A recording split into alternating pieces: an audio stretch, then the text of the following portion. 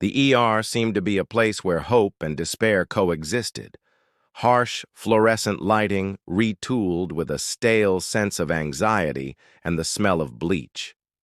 I dropped to my knees into the rough plastic chair next to Toby's bed, grumbling at the abrupt turn and gazing down at my son's little body, partially covered in white blankets.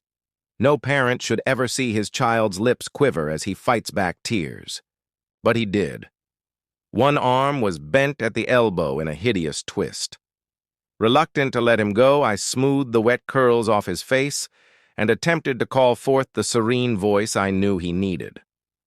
My phone vibrated in my pocket. I brought it out with shaking fingers and saw Camille's name glow on the screen, a name I had once trusted. I tapped it, paused, then typed, "Toby is hurt. He needs you."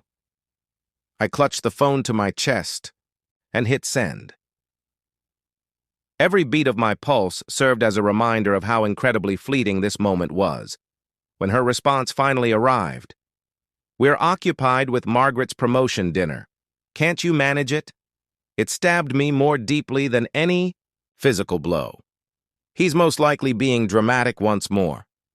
I kept staring at the message until the words burned into my mind. I heard a soft click in my head, like a lock snapping shut or a door closing.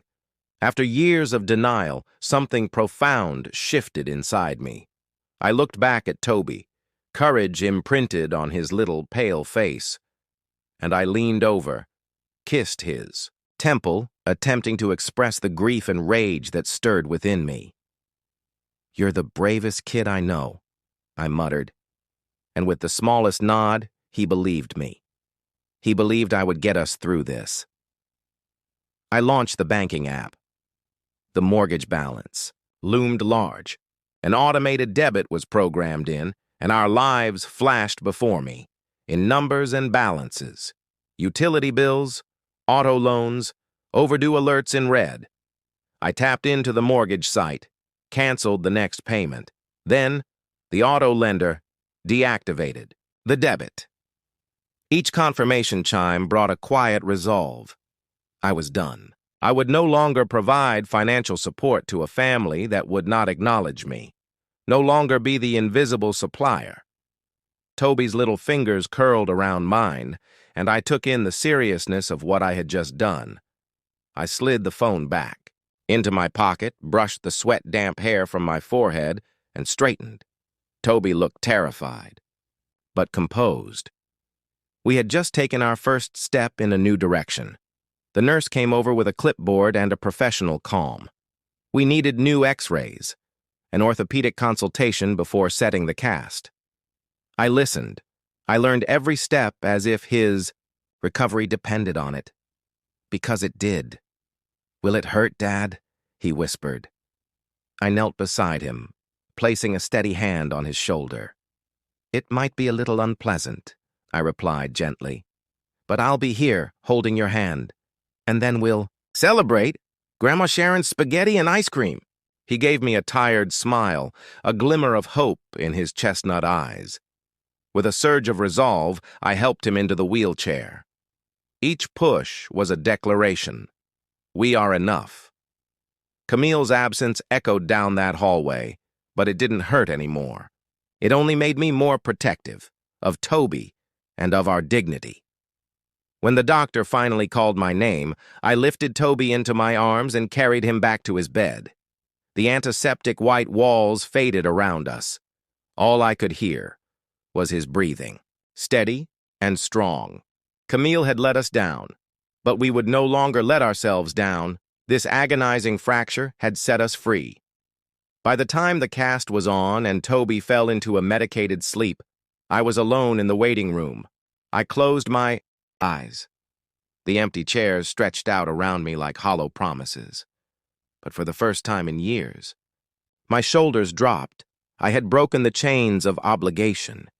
In their place grew something new.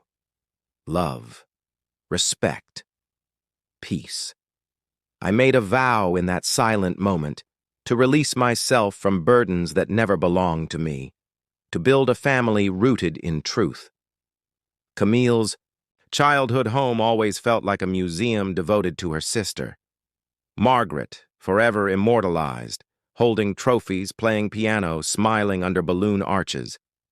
I searched for a trace of Camille and me, but there was nothing. No wedding photos, no birthday memories, no image of Toby stumbling toward a cake with frosting on his chin. That home had celebrated every inch of Margaret's existence, but never ours. That day, I helped set up chairs for another celebration, Margaret's promotion brunch. Camille moved gracefully through the hall, directing everyone like an event planner. "Isaac, can you help with the chairs?"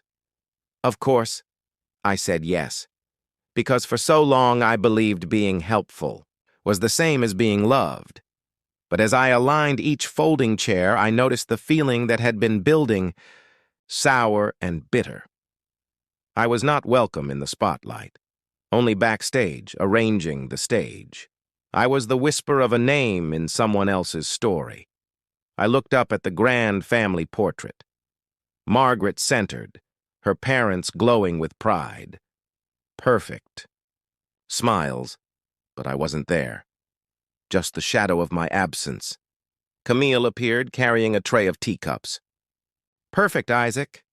You're a lifesaver," she said, a kind hand on my shoulder, but heavy with expectation. I stepped back, smiled politely, and felt an ache settle deep in my chest. Our family was always in the future tense, never in the photos. Never part of the house's story. I had become a ghost, a resource, the man who stayed up late for her presentations, who booked her banquet halls, who cheered in silence, but in her childhood home. None of that mattered. Camille's family had spoken, not with words, but with walls. "We do not see you." That's when I thought of Toby's question from earlier that week. "Dad, why aren't there pictures of us at Grandma's?" I shrugged it off at the time, but his little voice echoed now, louder than ever. It wasn't just sadness anymore. It was anger, righteous, simmering fury that I had allowed myself to fade. So I stood tall, stepped away from the chairs, walked to the front door, leaving the sounds of brunch behind. The photographs had said everything. Outside, the sun was harsh, but it tasted better than the air inside. I took a deep breath. My chest expanded. From this day on, I would no longer be a background character in a life that refused to see me. I would carve my own space, my own value, my right to exist. I walked to the car, slow and sure, away from the mansion that held every memory of Margaret's rise. And as I drove off, I tasted something rare and beautiful: freedom.